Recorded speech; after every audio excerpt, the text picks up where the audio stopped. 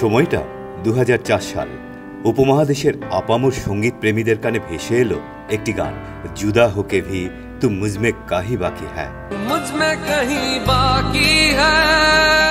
আজাদ শিরোনামের এই গান তখন সবার মুখে মুখে। শ্রোতাদের হৃদয়ে স্থান পেল তরুণ এক শিল্পী, নাম তার আতিফ আসলাম। তার কণ্ঠ কখনো কাটা তারের গণ্ডি মানেনি কোনো ভাগাভাগির অঙ্ক।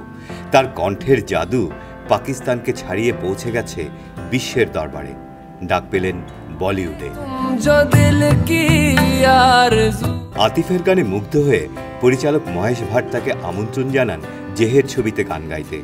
আতিফ গাইলেন ও লম্হে ও বাতে কোই না জানে।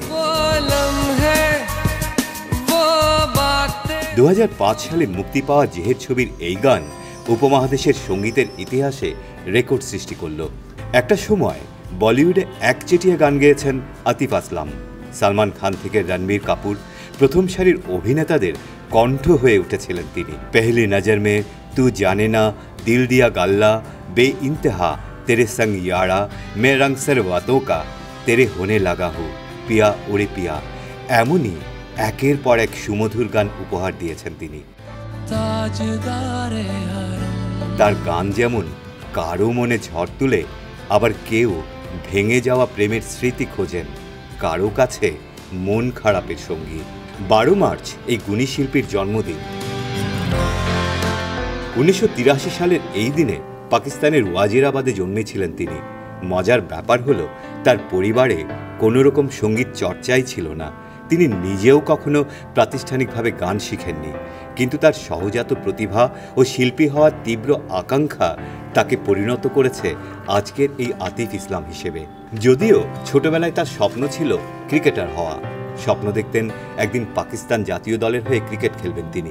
সুযোগ পেয়েছিলেন পাকিস্তানের জাতীয় অনূর্ধ্ব-19 দলেও, কিন্তু কোনো এক অজানা কারণে দল থেকে বাদ পড়েন তিনি। হয়তো তার ভাগ্যে লেখা ছিল ক্রিকেট নয়, গান দিয়েই জয় করবেন মানুষের হৃদয়। শুরুর দিকে জল ব্যান্ডের হাত ধরে তরুণ শ্রোতাদের মনে জায়গা করে নেন তিনি। এরপর তার গলার জাদুতে মজে পুরো উপমহাদেশ।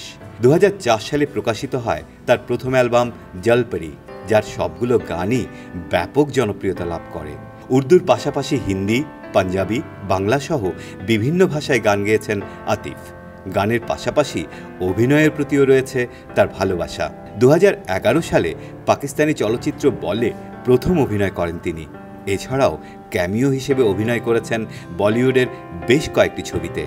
কাজের স্বীকৃতি হিসেবে পেয়েছেন পাকিস্তানের 4র্থ সর্বোচ্চ বেসামরিক সম্মান তমঘা-ই ইমতিয়াজ।